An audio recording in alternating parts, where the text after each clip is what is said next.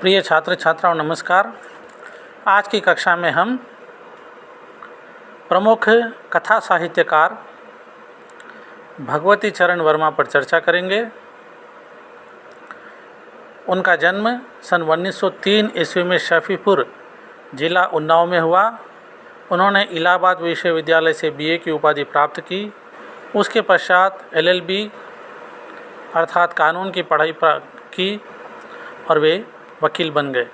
उनकी रुचि साहित्य में आरंभ से ही थी, अर्थात उनका मन कानून की शुष्क धाराओं में नहीं रमता था। उनके हृदय में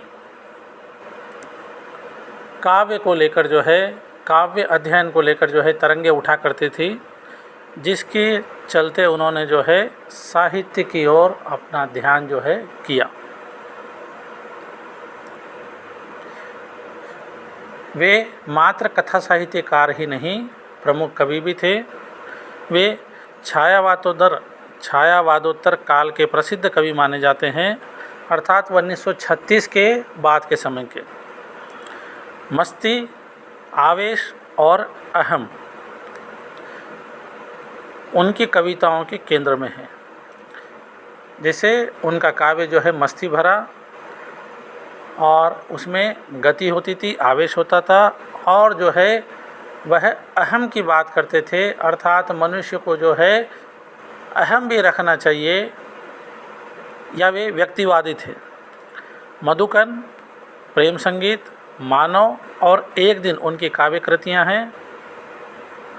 धीरे धीरे वे कहानी तथा उपन्यास की ओर प्रवृत्त हुए, अर्थात हिंदी साहित्य में उनका आरंभ एक कवि के रूप में हुआ। उसके बाद में वे गद्य की ओर भी अग्रसर हुए। उनके प्रसिद्ध उपन्यास चित्रलेखा पर फिल्म भी बनी। पतन, 3 वर्ष, टेढ़े मेढ़े रास्ते, थके पाँव, रेखा, सामर्थ्य सीमा, भूले बिसरे चित्र, आखिरी दाव आदि उनके प्रसिद्ध उपन्यास है।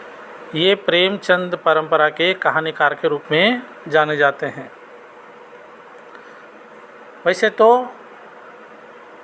प्रेमचंद युग के या उनके बाद जितने भी साहित्यकार आए, सभी पर प्रेमचंद का प्रभाव हमें दिखाई देता है।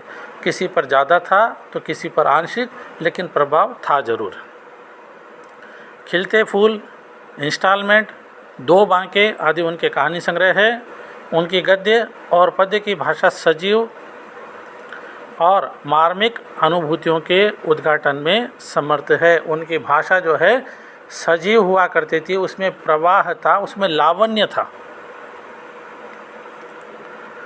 एक बुद्धिवादी होने के कारण उन्होंने धार्मिक रूढ़ियों, अंधविश्वासों और छिछली भावुकता का डटकर विरोध किया।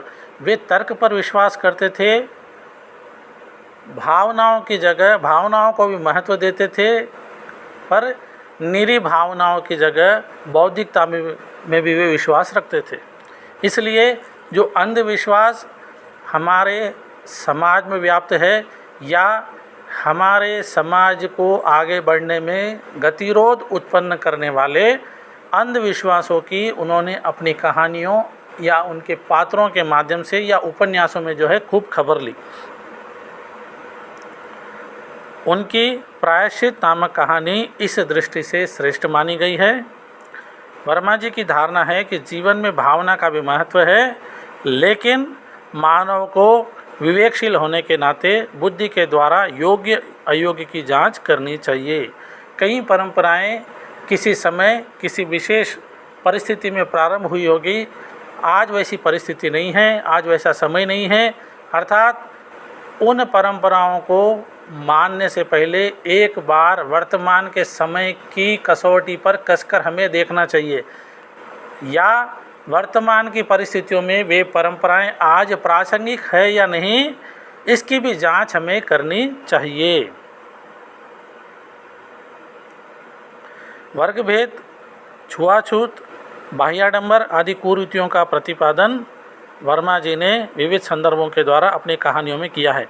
अर्थात वर्गभेद के वे खिलाफ थे, छुआछूत का वे विरोध करते थे, बाह्य आडंबर जैसी कुरीतियों का भी विरोध जो है अपने साहित्य में, अपनी कहानियों में, अपने उपन्यासों में उन्होंने विभिन्न प्रसंगों के द्वारा किया है। 2 माह के मुग़लों ने सल्तनत